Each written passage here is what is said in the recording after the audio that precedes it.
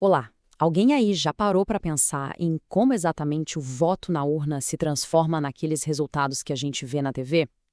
Pois é, hoje a gente vai mergulhar em como a tecnologia, mais especificamente a inteligência artificial, pode dar uma força para a gente entender melhor as eleições aqui no Brasil, sabe?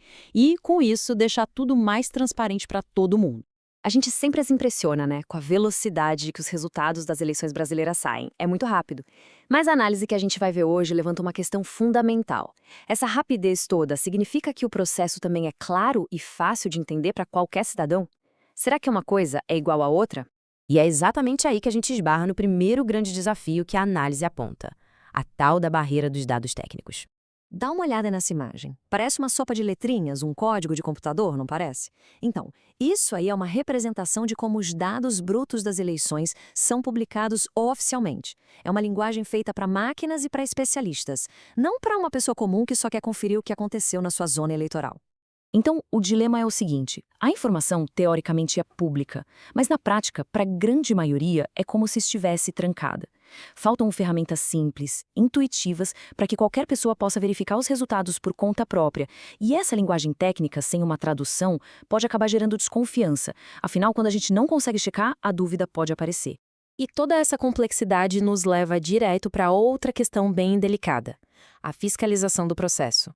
Esse gráfico aqui, olha, ele mostra um retrato bem claro de quem hoje consegue de fato auditar os dados eleitorais. Dá para ver que a fiscalização fica muito concentrada na mão de especialistas e dos grandes partidos políticos. Para o público geral, sobra uma fatia bem pequena. Ou seja, na prática, a auditoria acaba virando um jogo para poucos. E as consequências disso são bem diretas. Quando a fiscalização é tão centralizada, fica bem mais difícil pegar pequenas irregularidades que acontecem lá na ponta, no nível local. Pensa só, com pouca gente olhando o país inteiro, a chance de algo passar batido aumenta. E isso também faz com que o processo seja mais reativo, sabe? Ele age depois que um problema é apontado, em vez de conseguir identificar padrões estranhos de forma proativa logo de cara. Mas e se a tecnologia pudesse ajudar a virar esse jogo? É aqui que a inteligência artificial entra na conversa. E calma, não como uma solução mágica de ficção científica, mas sim como uma ferramenta prática, que pode construir uma ponte entre esses dados supercomplexos e as pessoas. Esse quadro aqui deixa bem claro como a IA pode ajudar. Para cada dor que a gente falou, os dados técnicos, a falta de alertas, a dificuldade de visualizar, a IA oferece uma oportunidade.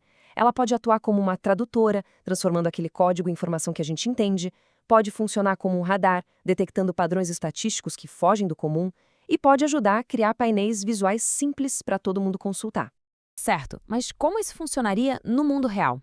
Bom, o processo seria assim. Primeiro, os dados oficiais são publicados, do mesmo jeito que acontece hoje. Aí, um sistema de IA entra em campo para analisar esses dados procurando por padrões. Se ele encontra alguma coisa estatisticamente esquisita, ele gera um alerta, levanta uma bandeirinha. E agora vem a parte mais importante. São os especialistas humanos que pegam esses alertas e vão investigar a fundo. A IA não substitui as pessoas, ela dá superpoderes a elas. E isso nos leva ao princípio mais importante dessa conversa toda, para não deixar nenhuma dúvida no ar. A decisão final é e sempre vai ser humana. Essa frase resume a ideia toda perfeitamente. O papel da IA não é acusar nem julgar, é o de dar apoio.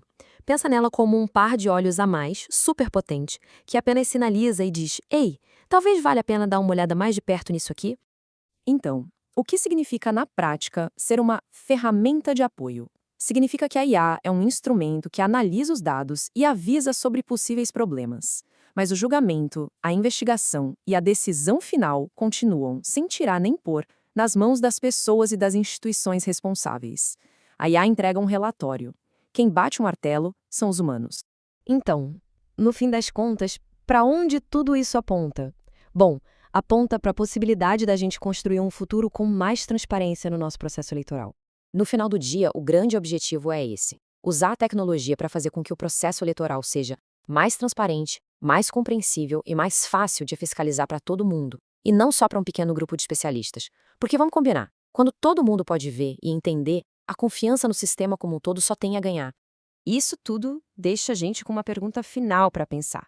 Se a tecnologia pode nos ajudar a construir essas pontes de clareza num processo tão vital quanto as eleições, em que outras áreas da nossa sociedade a gente também poderia usar essa mesma busca por transparência? Fica aí a reflexão.